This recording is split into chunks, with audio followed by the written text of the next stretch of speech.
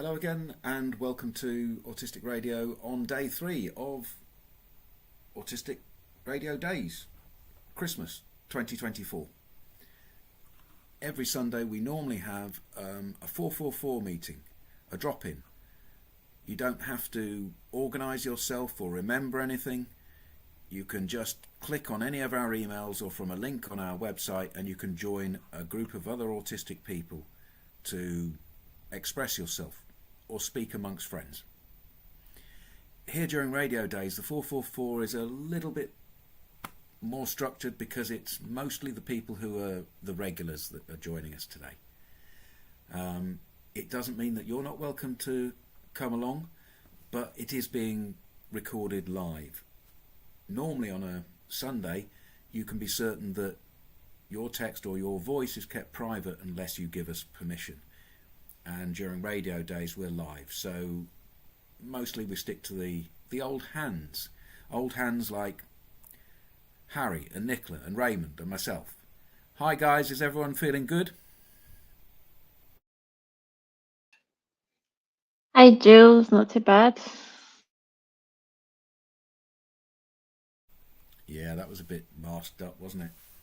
Is everyone feeling good? Hey, everybody happy? No. Well, I am. I'm actually quite happy. And saying that, I enjoyed the football yesterday. It was worth going. My team even won, so yeah, it was good. But it's good to be back as well, so all good. Will you be singing when you're winning? No. Race fists, that's about it. Although that doesn't sound very good, does it?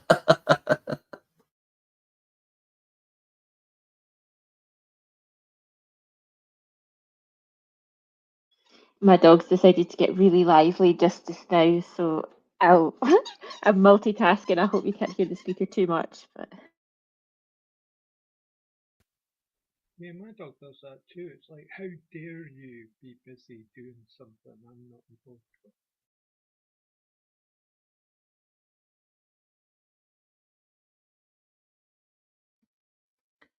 It was a weird one yesterday, because it's the first time I've been to a football match in a while, and it was actually quite a big crowd.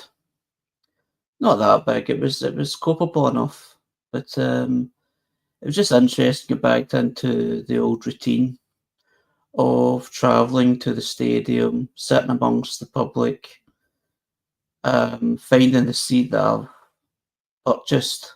Because I'm not used to just sitting in any seat that isn't a season ticket holder, but now I bought one. It's for the half season, so it was interesting. But it turned out well, and even if the result wasn't great, and I wasn't expecting a good result because Dumbarton, the team I support, are actually struggling on and off the field. It was just good to be there and really enjoy the atmosphere and get used to the noise. At first, the noise was, I don't know, did I really miss this? But when you sat there for a while, you kind of get used to the sort of hustle and bustle of everything around you, and actually turned out, quite a nice atmosphere. It's always better when you're winning, of course, but it's nice being somewhere else other than the house. I often think it's the transitions that can be the hardest part.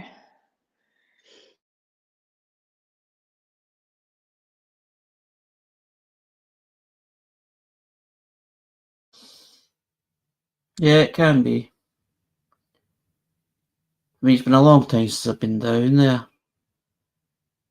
and I don't really go anywhere where I sit in the public in general. Usually I go somewhere that I'm sitting in a room with people I know in terms of committees or groups, just like this actually. So going somewhere where you're sitting with basically strangers, because I'm not really talkative to a lot of people. If they talk to me, I'll talk to them, of course, but so it does take a bit of time to sort of get used to it, but once you settle down, it's a nice atmosphere. The rubbish banter's, part of the fun. The referee always getting stick, the other team always getting stick. So it's all part of the fun, it's all part of the experience. I'm always surprised myself how I kind of get used to that.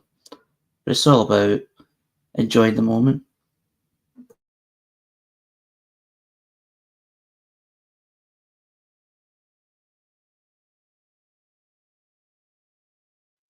I find that maybe if I've made something part of my routine and I've gone maybe, I think it's 3 times seems to be the amount of time it takes me to start feeling a wee bit more comfy.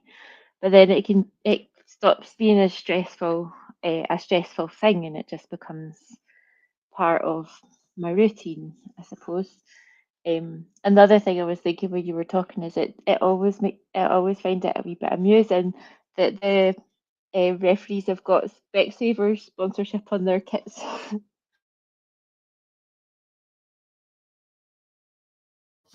Yeah, it's been a long running joke now.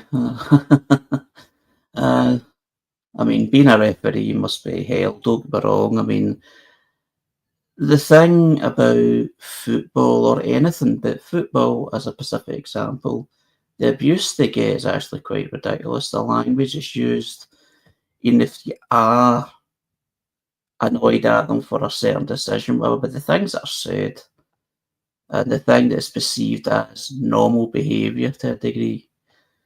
Obviously, there's a level where they'll stop you and go, no, no, you can't do that, and they'll throw you out. But shouting at a referee seems to be, and some of it just seems to be accepted, which I find strange.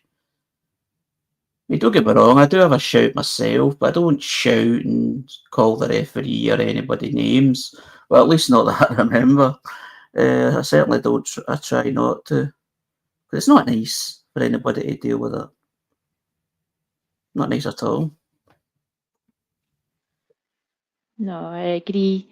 And I've got a funny story about it though, because when my youngest was, the year he was diagnosed was the year he was having an awful lot of trouble socially, like in the playground. And I remember he came back from school to tell me, like, he took his like red card and his yellow card, and he told me he'd been being the referee at the football matches. And I said, Ted, do you think that's a good idea? Because they're going to be raging, they'll be raging with you. Was that not going to make it harder not to get into fights? And he said, he looked at me as if I had two heads, and he said to me, "Don't be silly, Mum. Nobody likes the referee." And to him, it was just like a really like it was a way for him to detach a little bit from um, the like other people's feelings and sort of see it was a kind of a role. I think it's quite a helpful social story.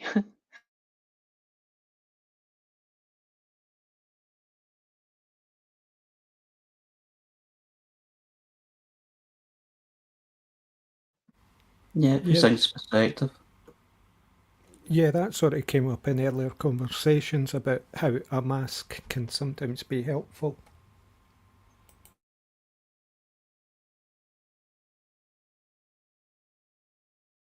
Yeah, it's like having a strategy in place that to know how you're going to cope with a situation.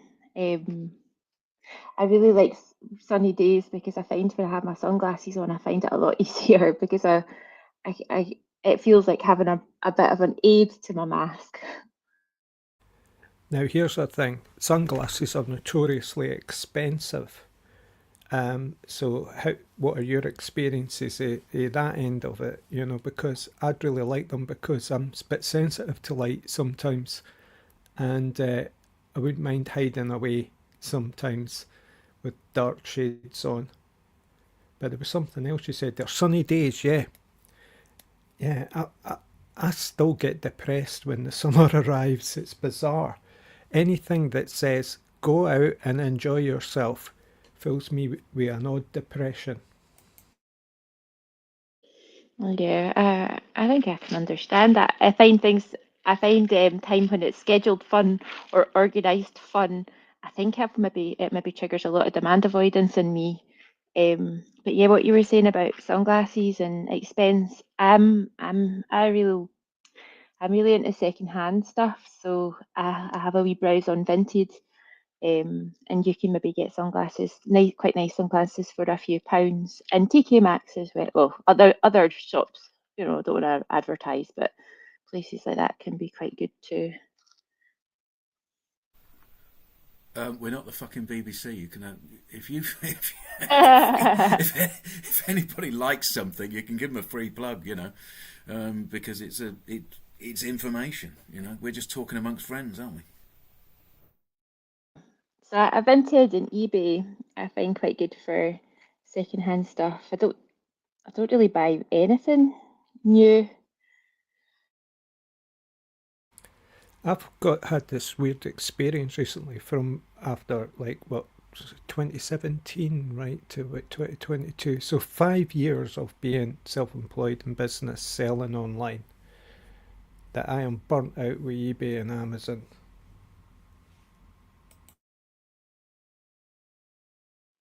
Yeah. Sounds like what you need is a good car boot sale.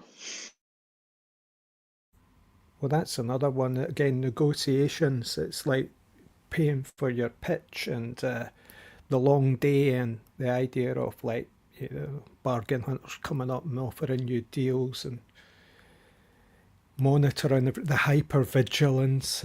Although everybody tells me it's great fun. I used to go to them as a consumer. Yeah, I think even working in online sales, it's really peoply and really exhausting. I had to do that for a wee while. And no, I wouldn't recommend. Now, anything where you turn something you enjoy into a business, it just becomes a chore at that point. I was thinking about this today with, there was an experience I had in my past, in my 20s, when I used to hang about with a lot of people and we all had a common interest, which was probably getting stoned, and which I don't do anymore. And back then, it was kind of perfect because if I wanted to dispose of belongings, like say books or records or stuff, I would just have a wee sale amongst my friends. And these days, when I think about it, I think, well, can I do that again somehow with a limited social circle in this online world? So I wouldn't do it online, but I am looking into the idea of the contacts that I'm making currently as being a world where I might be able to explore redistribution of wealth, if you see what I mean. On the autistic intranet. Yeah, I was on a couple of forums and I thought, this has just got to be so politically bad if I just sort of promote myself as somebody who's trying to sell stuff. My experience is that even when I'm not trying to sell stuff, any autistic forum is triggered sensitively to advertising. So if I got banned from a website on the basis that I used the logo of Autistic Radio as my avatar. I got removed from the national online forum set because somebody was talking about a problem that I knew a lot about and that we were going to discuss it on the next podcast, and I invited them to come and talk to us about it, and I got banned from that site on the basis that I was advertising or was touting for business. So the sensitivity out there to anything that looks like a commercial offering, I would be cautious. Yeah, stepping on toes, spamming.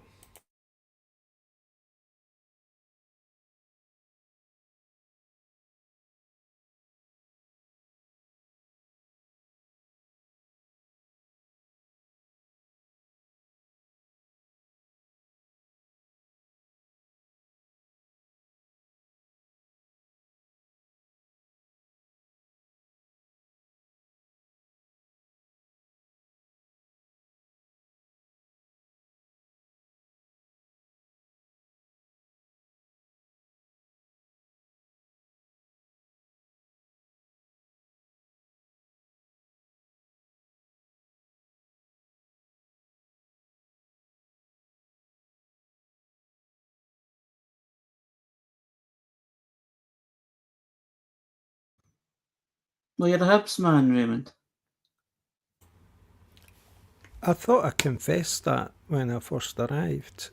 You think know, I said, you were, but now I don't care, sort of thing. "Oh, I don't care, but they're doing well now." So when they were doing rotten, you don't care. If they're doing well, that's fine. That's actually a great way of doing it. That means you don't get upset. Glory hunter, and it's also like whenever I'm not a gambling person, but I've got this theory that you vote against your desire, so it's kind of a win-win. So I would always vote against Hibs. Not vote against, but bet against Hibs. That's quite clever.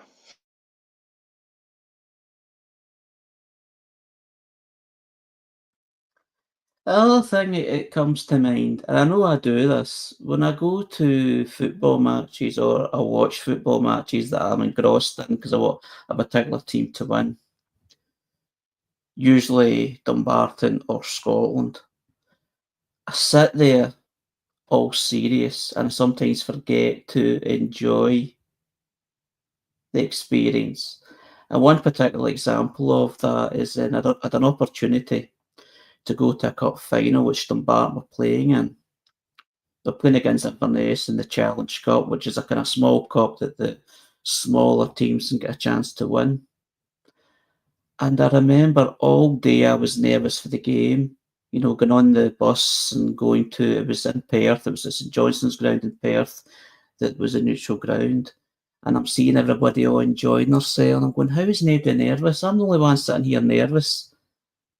And then the Barn did lose in the end at the last minute, which is quite painful. But I was thinking to myself, enjoy the event and enjoy the moment. Don't be too serious, because I don't know if other people feel this, but see if you sit serious too long, grimacing or just concentrating, it actually begins to hurt your face a little bit. But it's a habit I've got myself into. I need to shake myself from that. Was it my mum and dad had this great phrase? It's like your face is tripping you. Oh, my parents used to say I had a face like a burst couch. Yeah, but I did. I think by the time I was 20, I had a really deep frown line from just probably just being very confused.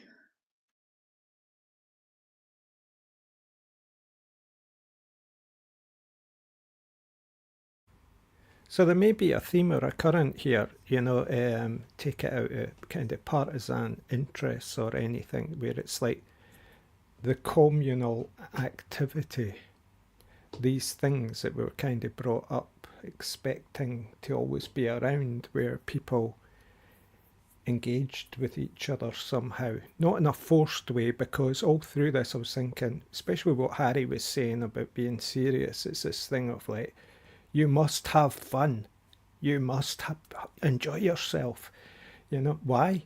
You know, it's but being serious is sometimes what we take into the situation through anticipation, saying overthinking. But I think in my case it's like I don't go to a lot of these things anymore because I have no desire to. It's like I've identified that that's not where my desire is, it's not where my joy is. Although other people's recommendations are not to be refused at times, you know, it's like, but very often they're not aligned with what you really want, and to force yourself into situations unfair on everybody, I think. So you have to really identify what you want, go for that and enjoy that.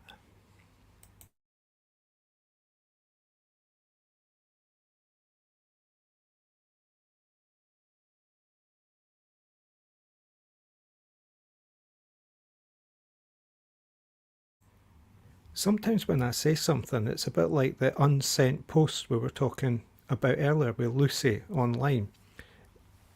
I think, you know, have I unmuted myself? Have I just been talking away for a while and I've not been heard? Back to the void. That kind of reminds me when I'm out with some friends or my siblings or whatever, and we're in somewhere quite public, and I sometimes go on this sort of rant, and I say something, it's quite comical, not offensive or anything, but I go on this rant, and then I'm going like, then wait a minute, am I talking loud? And they're going, yes, you're talking loud. I think the whole pub heard you. And I always find that quite funny. It sums me up in many ways. There's something on my mind, I have to say it. And I say it in a sort of sarcastic, humorous way without being offensive, because I'm aware of my surroundings, etc. But it's just a thought that came into my head well through this discussion. Yeah, a wee bit like, did I really say that out loud? The inappropriate thing that I really like.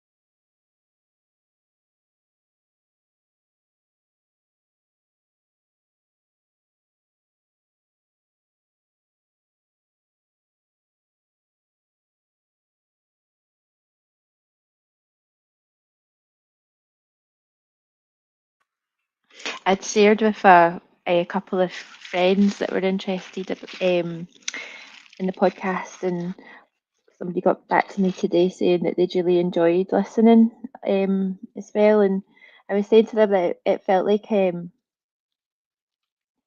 just feels like quite a big deal. Like I feel like I've spent a lot of time, a lot of my life, feeling like I really had to sort of hide away.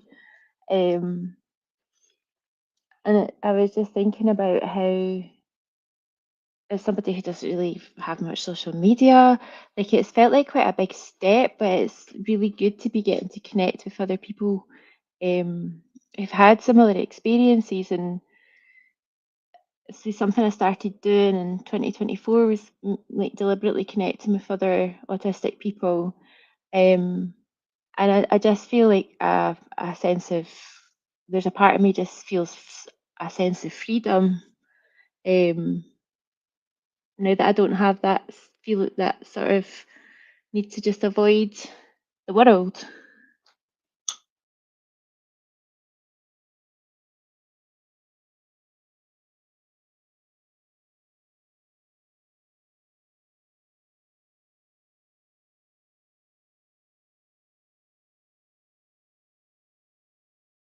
And I was thinking as well about how I'd really noticed that from an early age, and before I knew that I was autistic, I'd been trying to kind of address these challenges, thinking that I was a socially anxious person, that I just had social anxiety, and being able to, to find out that I'm autistic, and then to be able to understand that no, I'm right enough.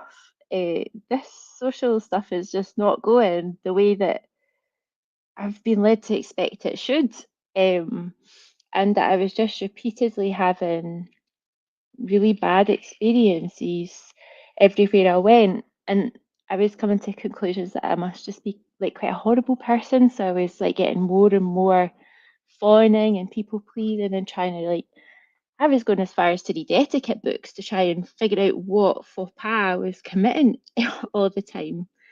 Um, and yeah, it's been a really big shift to realise that this is the autistic experience, and it's helped me to trust my perception and my conclusions a lot more. And I don't think I am a particularly socially anxious person. I've just had to learn to be like discerning.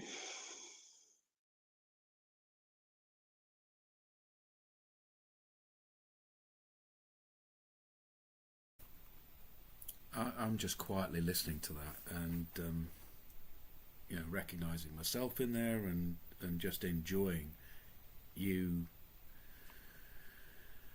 shooting from the hip and saying that. Just lovely. People will love hearing that, because it will give them a sense of hope, belonging, trust in themselves. Powerful words there. Powerful words.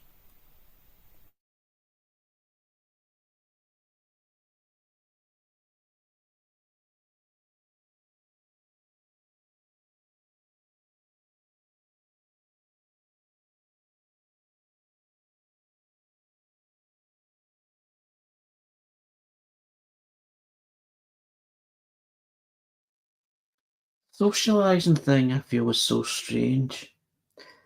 It's like, on one hand, I really would like to, well, certainly when I was younger, to be more socially active, have more friends, etc.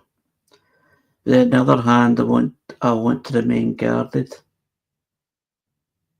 and I don't want to have too many friends because I don't want too big a circle either, so that I remain guarded and sort of protect. It's like a self-protection thing. It's like a sort of kind of living contradiction. Sometimes it's quite hard to break out of.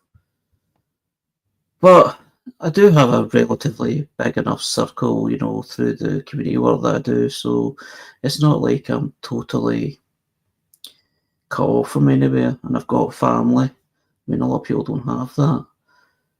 But the thing I do remember is that as a young boy, I really wanted to make a lot of friends, and I couldn't understand how I wasn't able to do so naturally, and I found it hard to have conversations.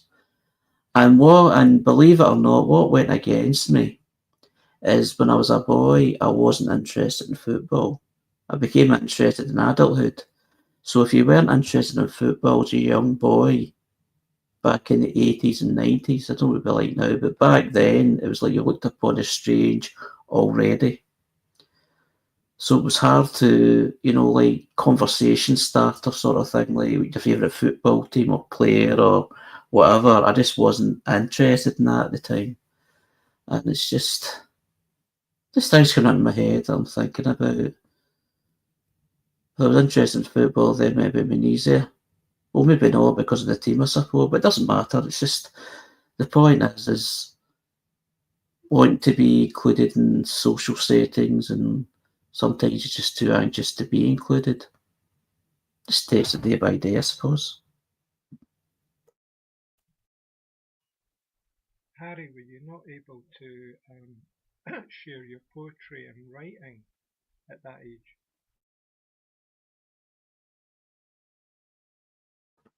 I did a bit of writing, not poetry as such, but I used to write stories, and there was times in English class, which you didn't call English, you just called it language at the time, like primary school. And I used to kind of read out stories, and that seemed to impress. I never did it a lot, but it's something I used to do as a hobby anyway. Out with, stories I got my own back in bullies, and stories where I was more confident sort of thing.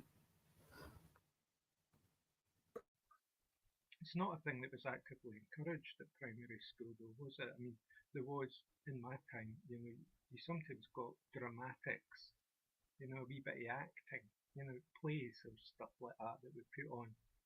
Usually when we were supposed to go swimming, and we got let off from swimming, and we were about 5 years left in the class. But anyway, it's a diversion. Um,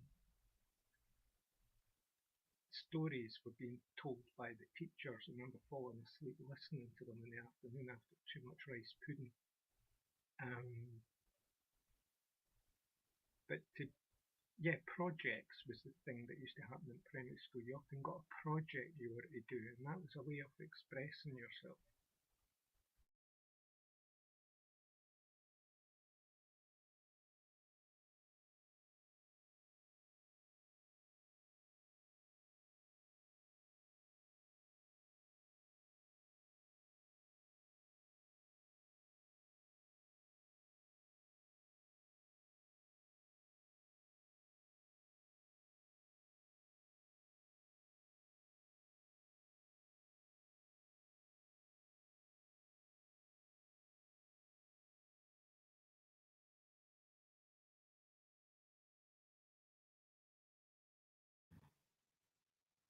Just testing sound. How's my sound coming through?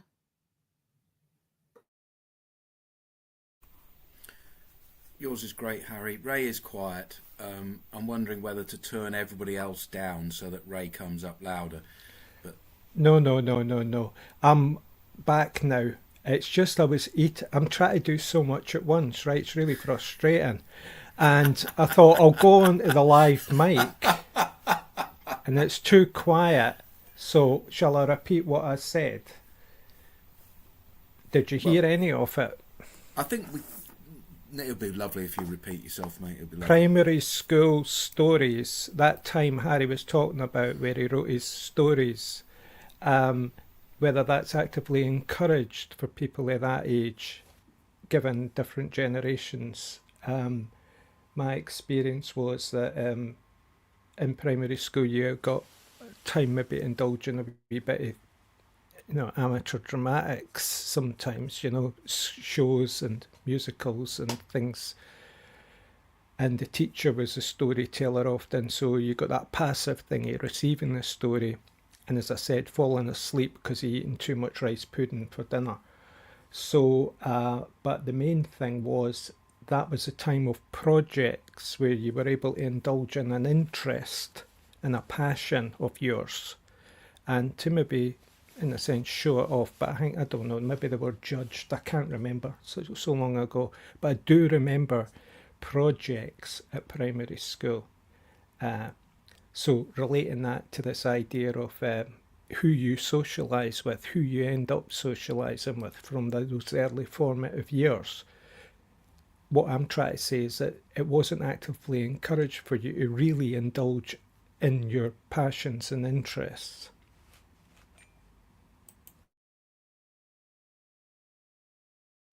No. From what I remember in primary school, and in particular secondary school, but going back to primary schools, like in primary school they gave you a bit of time for play in a way that you could sort of be a bit more free in terms of your imagination, be creative, where it would be things like writing stories or drawing pictures or even playing music. It just depends.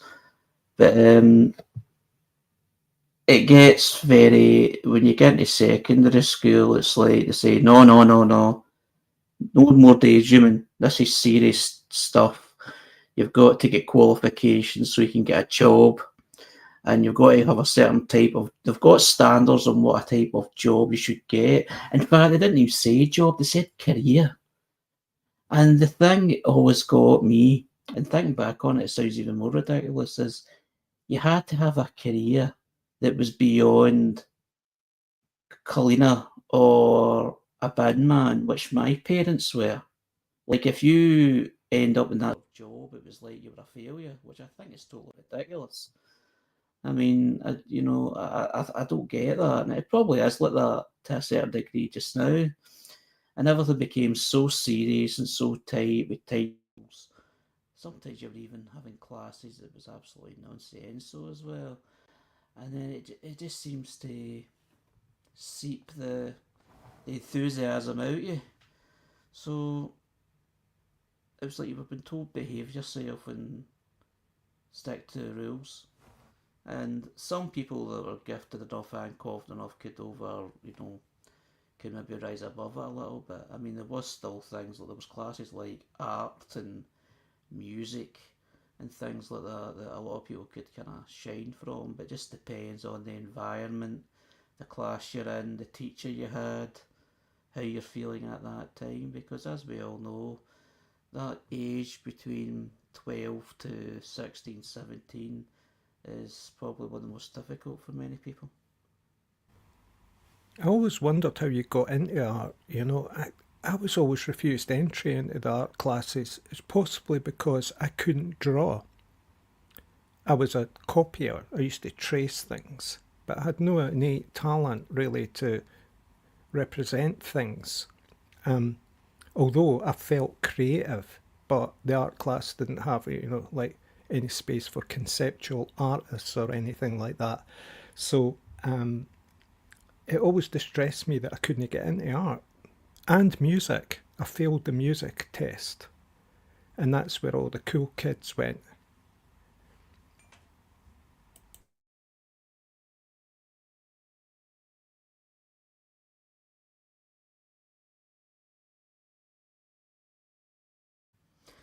Yeah, looking back in secondary school, actually, two of the most relaxing classes that I was ever in was actually both art and music. It just seemed like there was a time where they wanted you to sit a test, like play a bit of music, etc. But and same with art, I suppose. But in the main, it was a bit more relaxed atmosphere. It was like something I actually looked forward to. I wasn't that fussed about being good at anything. It was just a nice environment. And you're going, oh, I've got music for the last class of the day, and then it's after you've been in the likes of maths and all that, and a lot of those French. I mean, for some reason, in my secondary school, the learning French was sort of it was something you didn't have a choice. It was something you had to go to, and if you could learn more languages if you wanted, like there was Spanish and German and Italian, I think as well. But I just found that those two classes, most of the teachers were quite. They weren't as the authority sort of figure. They were kind of a bit more laid back. You had teachers that says, "Don't call me Mister or Miss, just call me by my own name." That sort of thing. It's the same with music as well. So yeah, it was just wee memories just flooding back there. But I can take it. Other places will be different.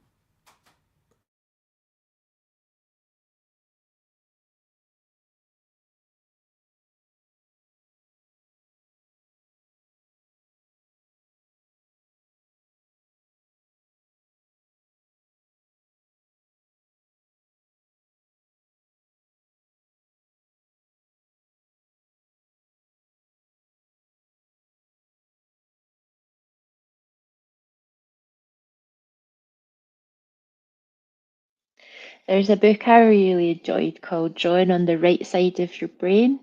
Um, and she talks about how art, like drawing, it makes you have to be really honest about what you're seeing as well. And a lot of the time, like if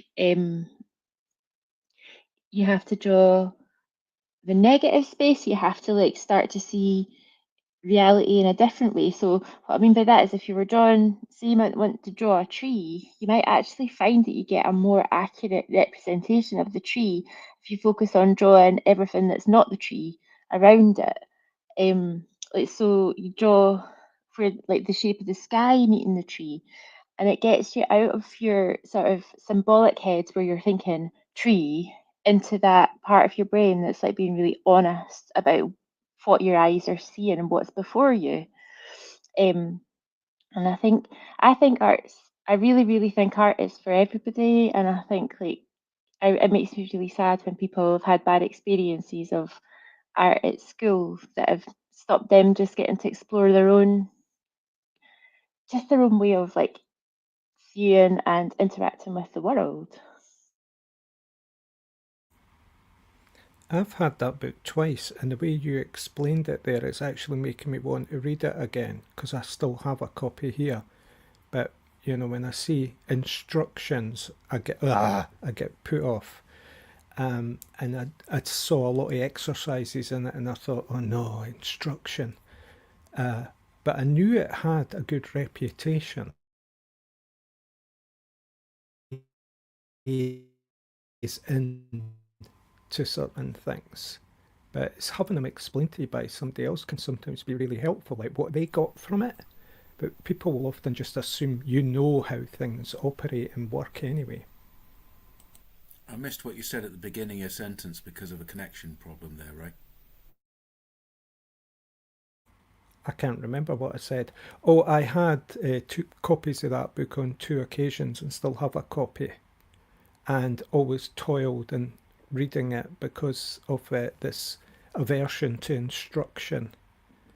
It goes way back to about primary 1, 2 primary school, where I got introduced to my art teacher, and she had long black hair and was quite severe and used to tell me off, and I thought she was a witch.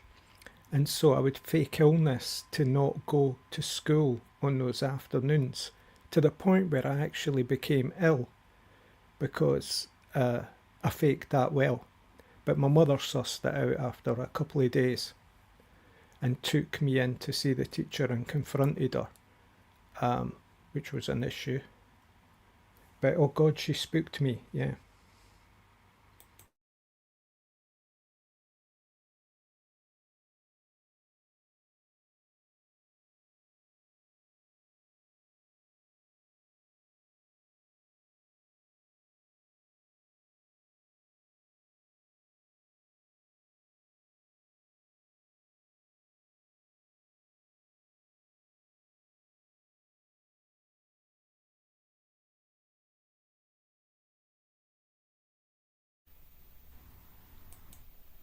I saw somebody write something on the internet that pissed me off the other day, and they said that there's no such thing as art therapy.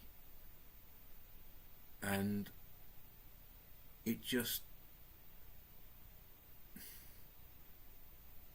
So many people we talk to on Autistic Radio talk about how their art helps them in other parts of their lives to regulate. Some even call it therapy. Some say their special relationship with some kind of medium enriches their lives beyond other things that they quantify. So if art is so therapeutic for everybody who discusses it here, how can it not be that you can have a therapy based on art that harnesses it in some way? I just think all of the artistic arts, all of the drama, all of the expression yourself, all the self-expression, has to be helpful.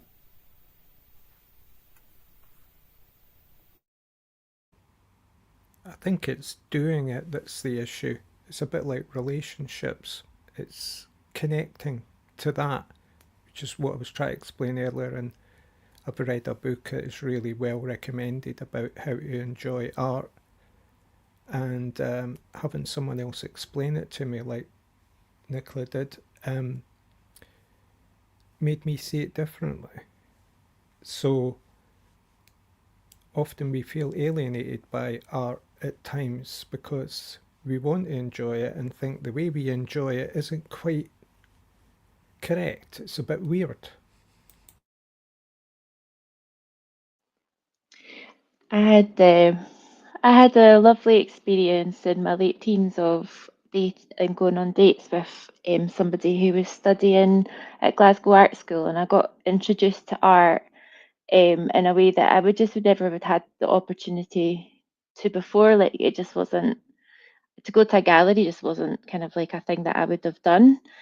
And I remember quite often getting this horrible imposter feeling, anxiety, or feeling like I didn't understand it. I felt alienated by the spaces or the way it was presented. And it was really helpful to have somebody who was able to kind of talk to me about like the context and sort of say, yeah, and see the way that you're feeling in this gallery, and it's like it feels like you're too, like, I think I was feeling like too working class to be there or something.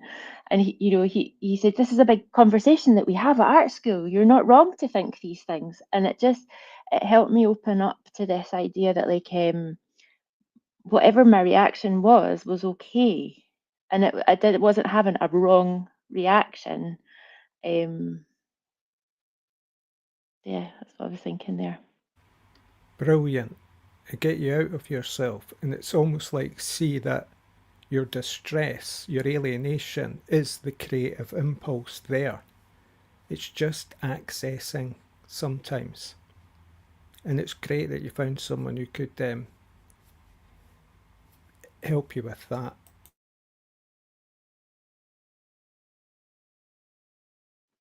Yeah, at the time I was studying mental health nursing, And it was quite emboldening actually to get to talk to people who were studying art and see the overlap in the sort of societal issues that we were both talking about as healers and artists.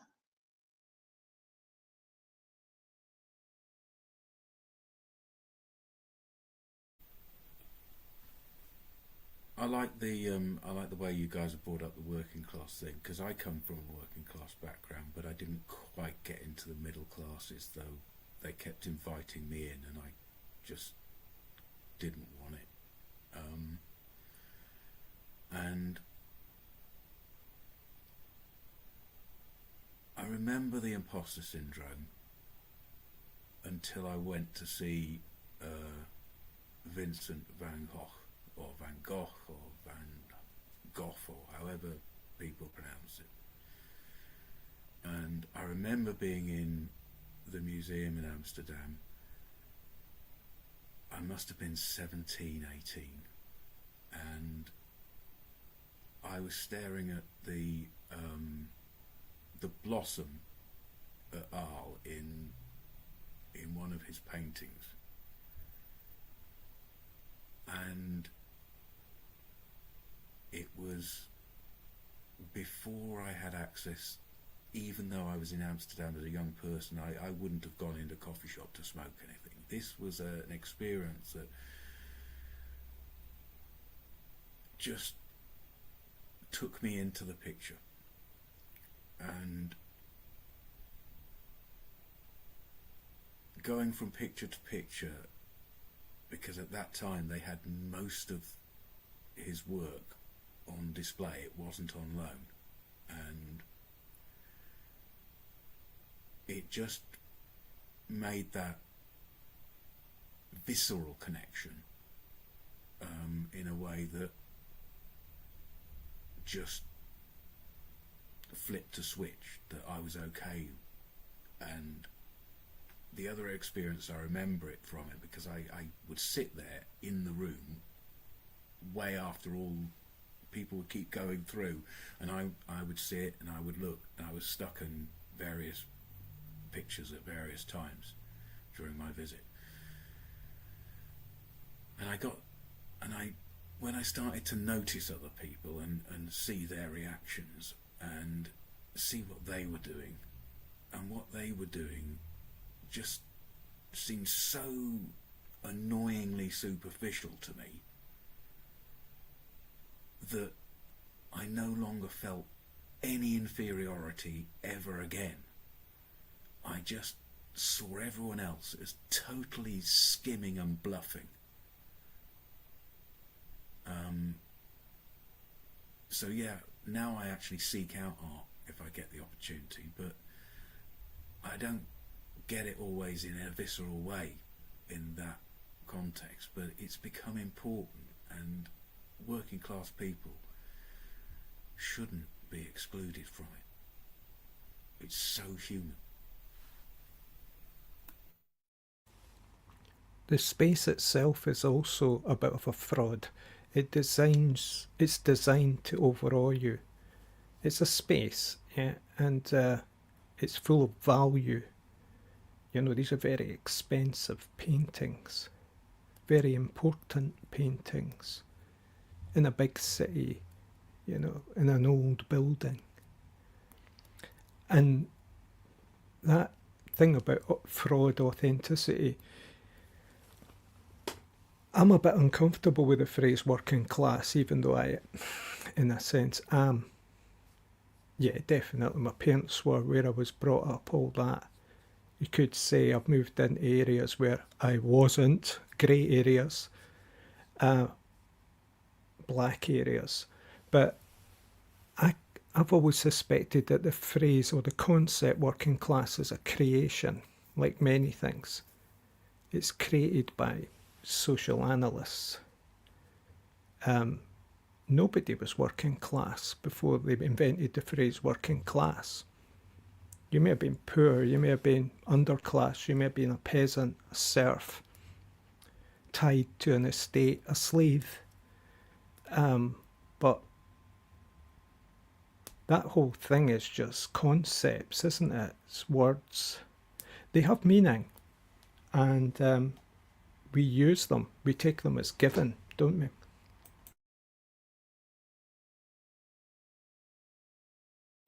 Yeah, I don't see my class as any part of my identity. It feels very matter of fact that, to me, I'm in a sense classless, and I don't need to belong to the working classes, but there have been times where I have felt absolutely embraced in, working men's clubs and homeless hostels, etc., as okay in that company. And I've also been in middle class settings where I've been okay in that company. It is a way of creating some kind of idea of a person, creating a prejudice in your head, and obviously there are versions of everything, but the reality is, it is about stratification, like you said. Do I come from the serf class or the merchant class? Do I come from the landed class or the highly sitting on capital class? That, what people are defining themselves by is a generalized version of what opportunity was given to them. I went to boarding school. I left home at 11 and went to boarding school. Did that change my class? No, but it changed my experience of what a conventional working class person around me would have been.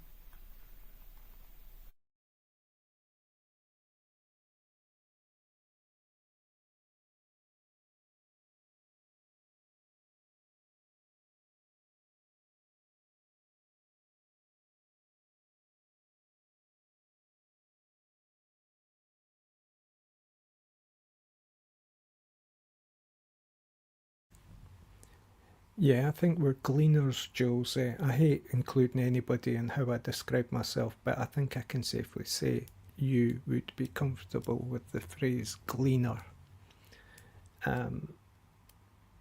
Because sometimes we are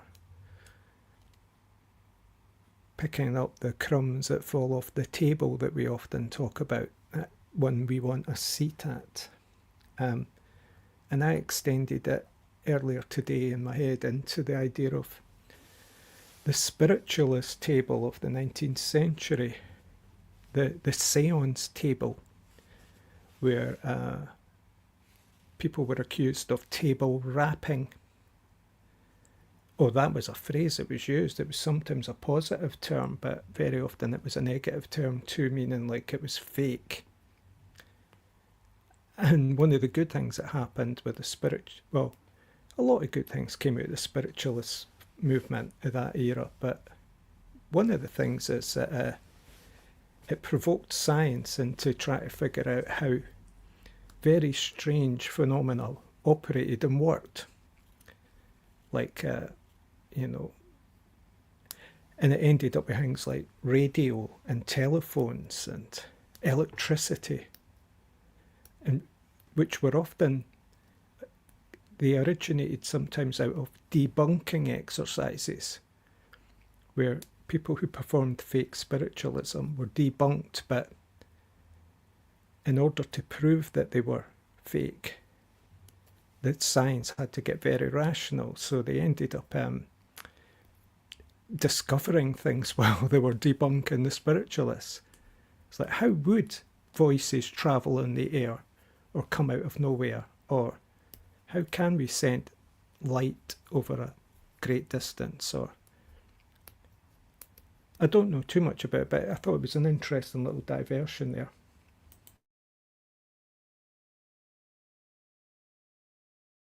Yeah, so even the stories of such powers existing inspired the scientific journey of discovery. Yeah, it's almost like a reaction to the death of God.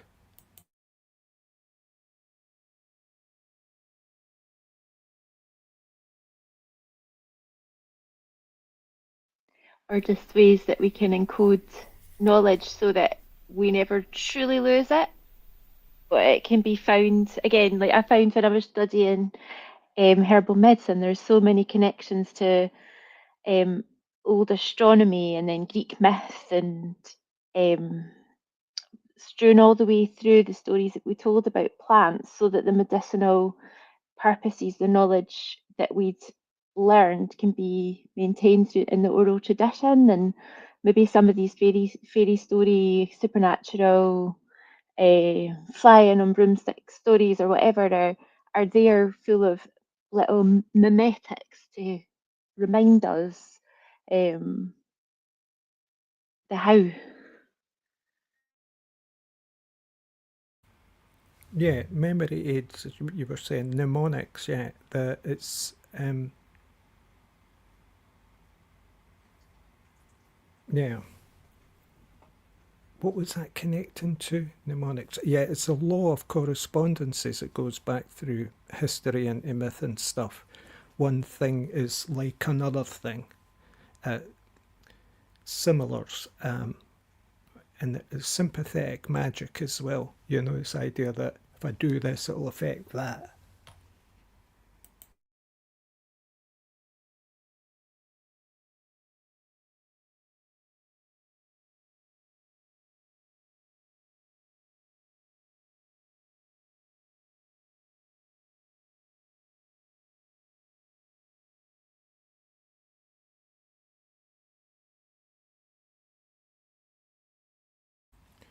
Which is just to say, it's why we or I sometimes get quite weird.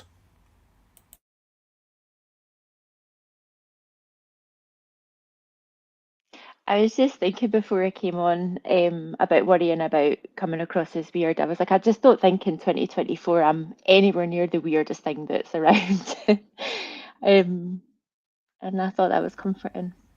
Do you think the stuff that's around just now is really weird? I'd see it as pretty commonplace, In fact, it's mimicking, A lot of it's very unoriginal. Sometimes I feel like I'm too weird even for the weird, because weirdness can take you into quite uncomfortable places, and people don't like that, and so you will get rejected.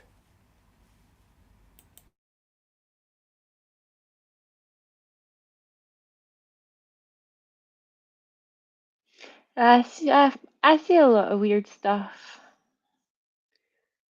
around that that doesn't make sense to me. I know why it's there, and I can see at sometimes I can see why things have ended up the way that they are. But it still seems like a weird way to use life energy. Isn't it fantastic though that sometimes things just don't make sense? Things are only really weird because they don't make sense, and we're a bit hung up on sense, I think. Stop making sense, as David Byrne said.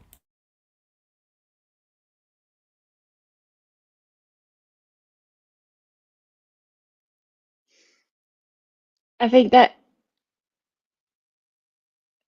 yeah, I'd decided before I was going to come on, I was going to try and speak more about things that I knew about rather than going off to the edges of philosophy.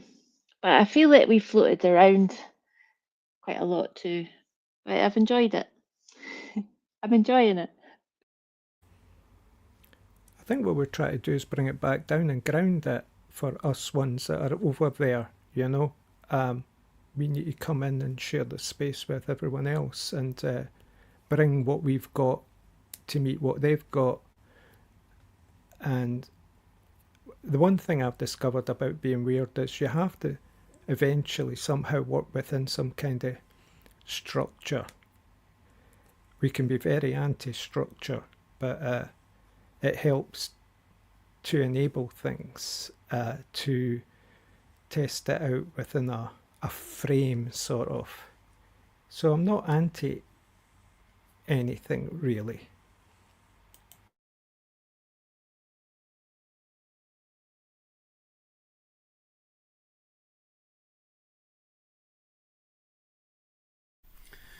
might be interpreting the word weird in a different way to you guys. I see the weird as a description of a group, an outcast group generally, an outsider group, a chosen outsider group, the people who have looked upon the general way of things, and this happens in different generations. Sometimes it includes non-autistic people, sometimes it includes people who are conventionally part of society in their neurology, but there's something within them that means that they seek out the group too. And we are the circus people, we are the carnival people, we are the people who have such a spiky profile that we are both uncomfortable in each other's experience and also very comfortable in each other's experience, coalescing in little groups or in overlapping groups, the weird people, and in thinking of it like that, I also aggrandize it. I also use it as a way of controlling my outsidership and controlling my exile from conventional society simply by the way I was born, an odd brain. I use that as a way of validating myself and the belonging of that identity of the weird, the group, the autistic group and the neurodiverse group and the other weird people that come along with it, a lot of them the artists, and sometimes the damaged. It all fulfills for me identity, a good sense of self-worth and self-esteem. That's how I use the word weird. I think weird is a challenge to identity, and that was revealed to me when the fact that often my relationships, talking to friends who I share a lot with, they would end up getting quite frustrated with me because I wouldn't let go of this idea of confronting identity. I was always suspicious when people took a stand or had an opinion. I thought, that's like the end of the conversation right there. So it became annoying to some people and weird because they couldn't work out why I was being like that. And very often it was termed in certain ways as being belligerent or picky or antagonistic. But I knew that too, and I would withdraw from that if they were feeling that way. But you don't want to compromise too much. You've got to be yourself. I feel like exactly what you've just described I've gone through myself as well. Identity does not mean loss of self. It means that you have a sense that you are part of a group. And up until autism, I did not feel part of an identifiable group. That's what identity is. It's an identifiable group. And people use different identifiable groups to create their own individual identity amongst a group of identities. But I don't have any other identity that I would attach myself to, maleness or country of birth, or all of these things are imposed upon me. The only one I choose is this knowledge of autism, and that's come really late in my life.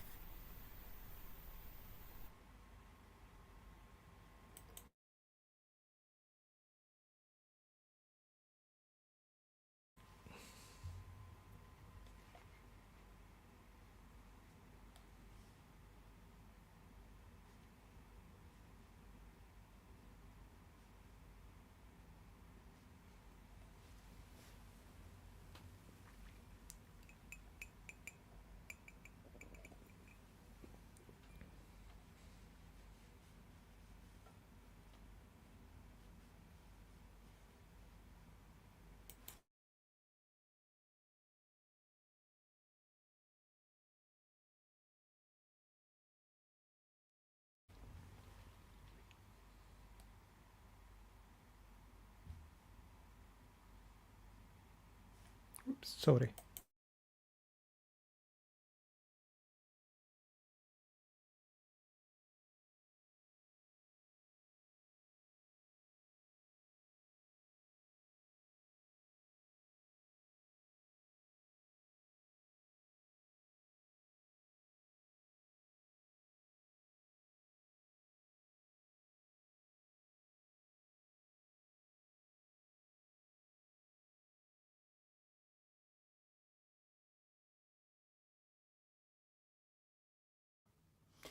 An interesting discussion tonight.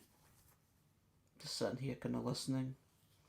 How the conversation has kind of drifted from one thing to another. Very naturally. And very comfortably as well. People's opinions, people's views, people's experiences. I mean, it's a nice, good thing that we've done tonight. As always.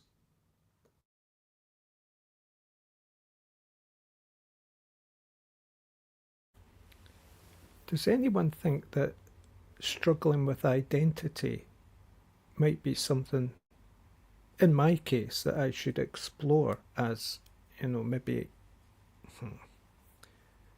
an issue, perhaps a fear of being unable to accept or be comfortable with that kind of identity?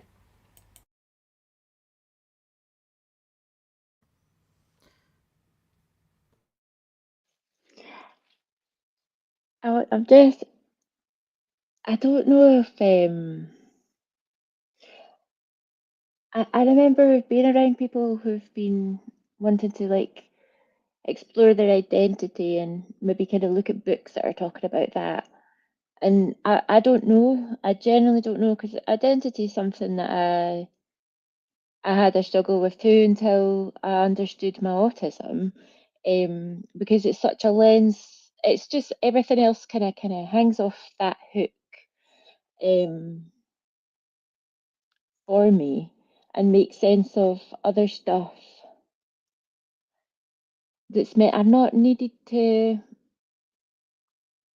feel the need necessarily to gather with others who would have a similar, say, habit preference, that kind of thing. I haven't felt the need to make that into like a big part of identity, because the autistic experience is somewhere that I can see myself.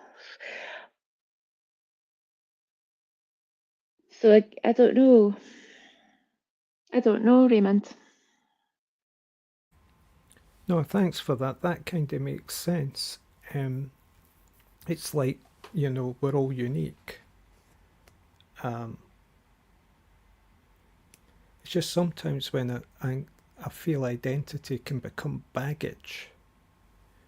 You learn the jargon, the words, the concepts, the ideologies, and you're back where you were before with this kind of conditioned reality.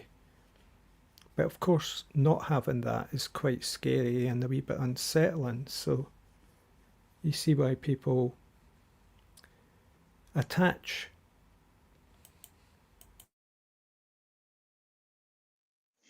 I'm wondering if I'm connecting this, the last thing you said, to something you said earlier, and I'm wondering if it makes sense. And it's about, you said something about finding yourself in your relationships before, feeling like these identities or things became the end of a conversation. And I wonder if there's something about when we meet somebody who's got a strong important an identity that's important to them. I wonder if sometimes that the label, the identity itself, is so that it's not something. It's there as a boundary.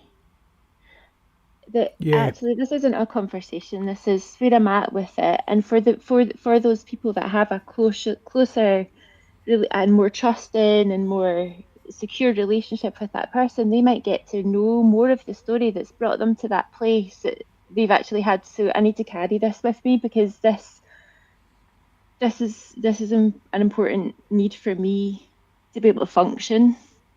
That it's just my working understanding. Yeah, I think it is boundary issues. And Nicola, I think we've got to get cut off. Harry's just put time in there, so we'll be moving over to the next thing. So, Grant. but appreciate that. I think it is boundary issues, yeah. Barriers almost, but respecting that. Yeah, that's a great discussion today, as it always is when we do our artistic drop-ins. And it has been interesting of all the stuff that we've just put, filled in 1 hour. So thanks everyone for the discussion. I've really enjoyed it, and I look forward to moving on with the Facebook discussion, which will be happening shortly. So thanks again.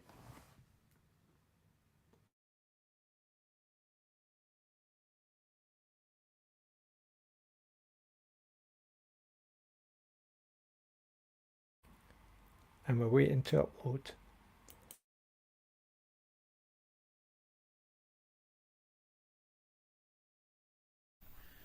Okay, guys, just keep this open for now, and open the other one in a new tab.